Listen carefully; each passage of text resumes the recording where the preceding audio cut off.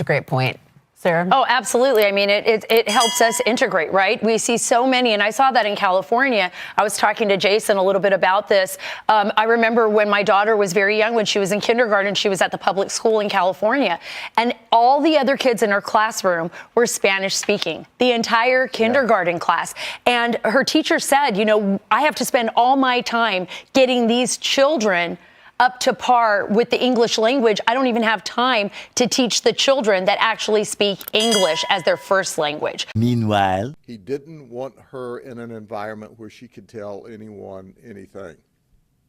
And quite frankly, it was a challenge because she is from Guatemala, he is from Guatemala, and she speaks a Mam language, which is a native Mayan language for the Guatemala people. As we have done our interviews with her, there's still investigation to do. We're trying to focus on someone who can speak this Mayan language more clearly.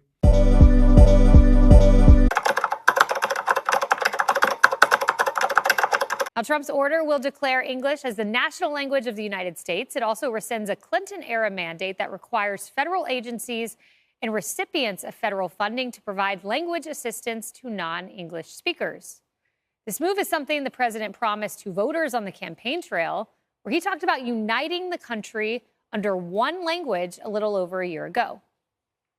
We have languages coming into our country. We don't have one instructor in our entire nation that can speak that language. These are languages. It's the craziest thing. They have languages that nobody in this country has ever heard of. a few moments later. Good afternoon, everyone. Thank you for being with me today. What I'm going to discuss with you is a snapshot of a very horrible event that's going on all over this country by illegal aliens. And the state of Florida has a brand new law to help deal with that. That still doesn't help our victim. Let me introduce you to Alvaro Jimenez. He's 32 years of age, and he lives in Mulberry. He's a day laborer. He came into this country illegally in 2019. After he entered the country illegally, he registered with ICE and was following their directions until about 2021, and that's when he quit cooperating and ICE lost track of him. When he entered this country, he entered with who was at that time a very young child, and the child's mother did not enter the country.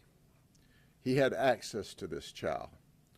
So let me go back to the last 3 years. The child was between the ages of 12 and 15 years of age when he began to sexually batter the child. He refused to enroll her in school.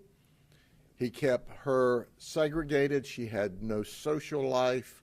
He didn't want her in an environment where she could tell anyone anything. And quite frankly, it was a challenge because she is from Guatemala, he is from Guatemala, and she speaks a Mam language, which is a native Mayan language for the Guatemala people. As we have done our interviews with her, there's still investigation to do. We're trying to focus on someone who can speak this Mayan language more clearly so we can get more details. So obviously, we want to bring more charges if we can. But for 3 years, the child was not in school, she was not socialized, she couldn't speak English, she was a prisoner, and this guy was sexually battering her. She dialed 911, and we went to rescue her, and that's exactly what we did.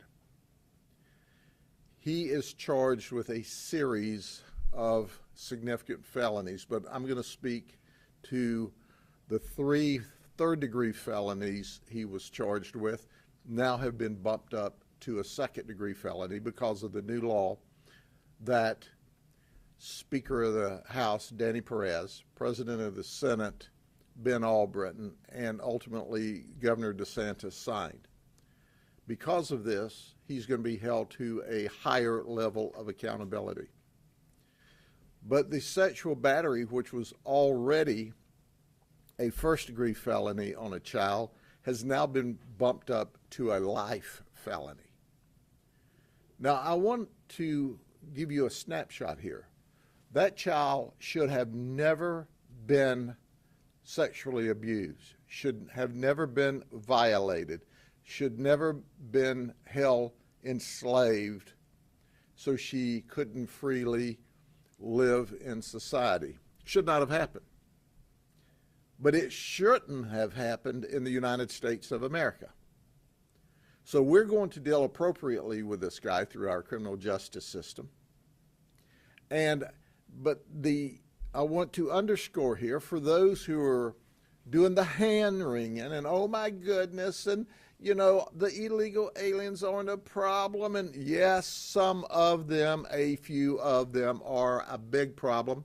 And guess who's going to pay for his keep for arguably the rest of his life if he's convicted as charged? The taxpayers of the state of Florida. But you can duplicate this thousands upon thousands upon thousands of times across the United States with some form of felony charges.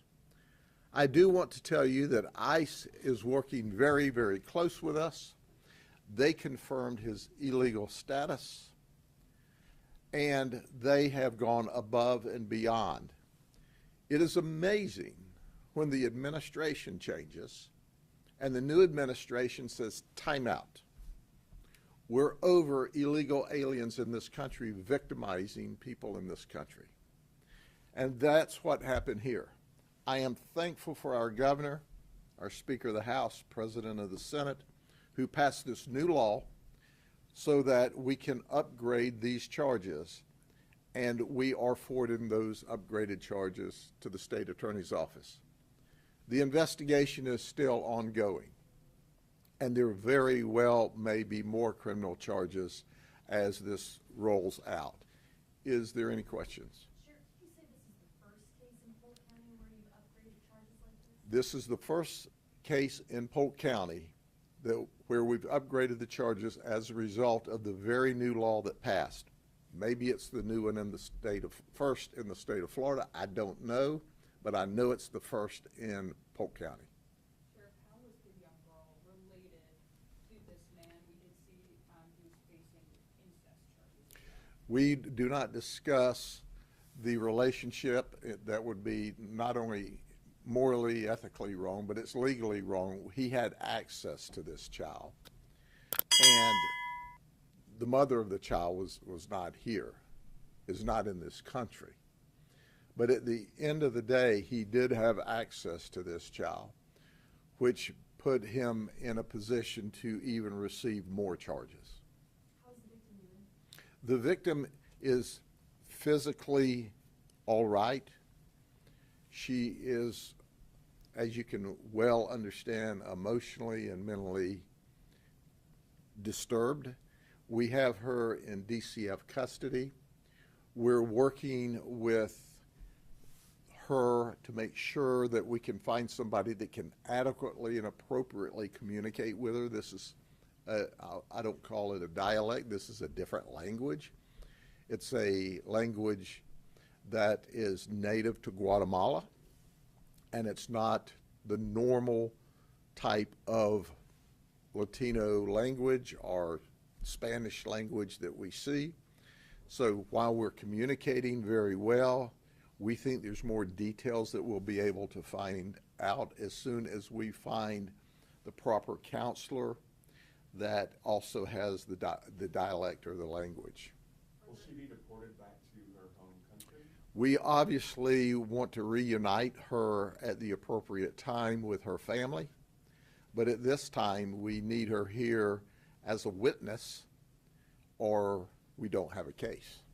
Sheriff, what kind of message do you hope that this sends to the undocumented or the illegal immigrants here in this country that commit crimes?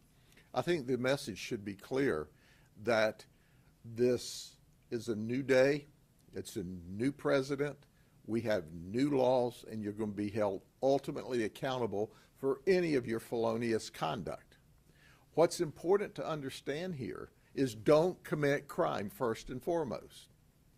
And get out, go southbound and down, self-deport. If you're a criminal in here, you're ultimately going to be locked up in our jail and prison system for even a longer amount of time than normal. But at the end of the day, we're going to hold you ultimately accountable. It's not like you're going to get arrested for this horrific crime and we're going to say, well, if you'll go back to Guatemala, you're free. That's not true. That's not true. We're going to make sure you pay for this horrific, horrendous criminal conduct here first, then we'll deport you.